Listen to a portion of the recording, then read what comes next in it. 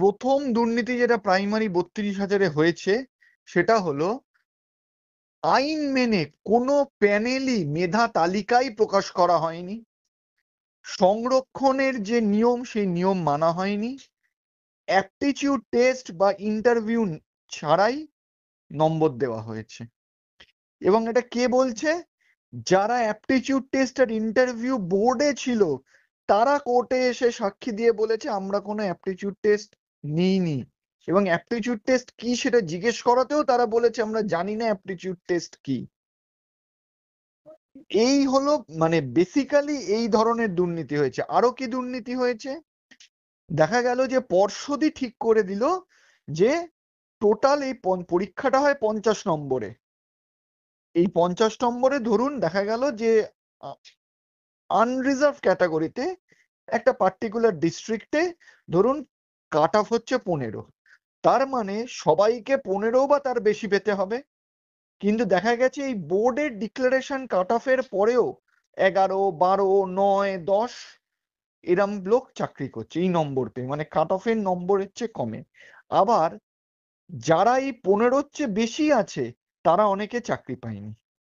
এই সমস্ত কিছু দেখে আমাদের জাস্টিস অভিজিৎ গঙ্গোপাধ্যায় ডিরেকশন দেয় যে আমি এই চাকরিটা বাতিল করছি, বাতিল করে নতুন করে ইন্টারভিউ আর অ্যাপটিটিউড টেস্ট নিতে হবে, সেইখানে যারা নতুন করে সুযোগ পাবে তারাই চাকরি করবে। একটা বিষয়। কিন্তু এখানে আমি আরেকটা বিষয় আমি অ্যাড করতে চাই। এইটাতে আবার সেই পর্ষদের ভুলে কিন্তু কিছু জেনুইনরা মারা পড়ছে। যেমন এখনই আমি একটা আপনাকে উদাহরণ দিতে পারি, প্যারা টিচার। প্যারা টিচারদের ক্ষেত্রে অ্যাপটিটিউড টেস্ট হয় না, ঠিক আছে? তাও পর্ষদের ভুলে, পর্ষদ এটা সিঙ্গেল বেঞ্চে বলেনি যে এখান থেকে প্যারা টিচাররা আলাদা, এখনো বলছে না, তাই জন্য কিন্তু এর মধ্যে প্যারা টিচাররাও পড়ে যাচ্ছে। দেখুন, প্যারা টিচারদের জন্য একটা স্পেসিফিক সংখ্যক ভ্যাকেন্সি রিজার্ভ করা থাকে, আচ্ছা আচ্ছা 10%। আর প্যারা টিচারদের যে মানে যে রিক্রুটমেন্টের যে আইন, সেই আইন অনুযায়ী প্যারা টিচারদের কিন্তু অ্যাপটিটিউড টেস্ট দরকার হয় না। হুম হুম হুম তা সত্ত্বেও যেহেতু পর্ষদ কিছু বলেনি, কারণ পর্ষদের দায়িত্ব, পর্ষদের তো পরীক্ষা নিয়েছে, পর্ষদের দায়িত্ব যোগ্য অযোগ্য বাছাই করা, কার সেইটা পর্ষদ কিছু বলেনি। তাই জন্য এই প্যারা টিচারদের চাকরিও চলে গেছে। ইভেন ডিভিশন বেঞ্চও আমি যতদূর জানি পর্ষদ কিন্তু প্যারা টিচারদের জন্য আলাদাভাবে কোনো অ্যাপিল করেনি।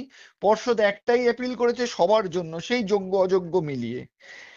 আমি এখনো বলবো আজকে পর্ষদ যদি চায় প্রকৃতভাবে পর্ষদ আসুক, এসে কোর্টে বলুক এই এতগুলো অযোগ্য চাকরি আমরাই নিজে থেকে বলছি এগুলোকে বাদ দিন, যারা যোগ্য তাদের রেখে দিন, আর যারা চাকরি পায়নি তাদের চাকরি আমরা দিয়ে দিচ্ছি।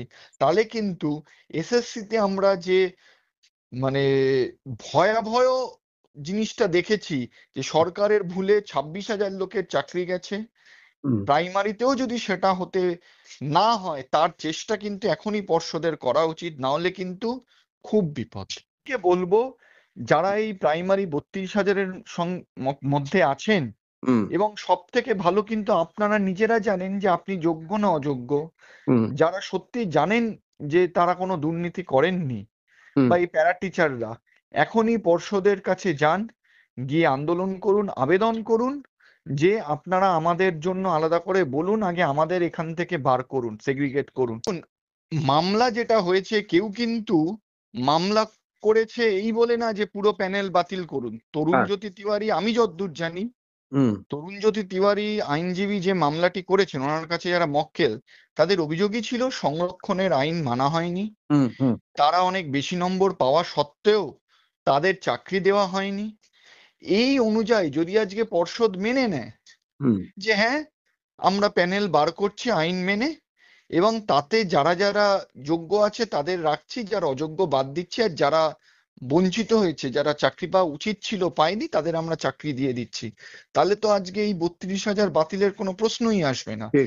যখনই দেখা যাচ্ছে যে 32,000-এর মধ্যে প্রচুর অনিয়ম হয়েছে এবং পর্ষদ তালিকা দিচ্ছে না যোগ্য অযোগ্য কে, সত্যি পর্ষদ না দিলে, কারণ কোনো প্যানেল এখনো অব্দি কিন্তু যেটা আইন অনুযায়ী প্যানেল, রুল 8-এর সাব রুল 5 অনুযায়ী যে প্যানেল মেধা তালিকা সে কিন্তু আজ অব্দি প্রকাশ করেনি।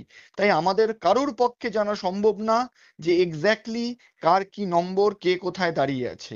তাই এটা পর্ষদেরই দায়িত্ব।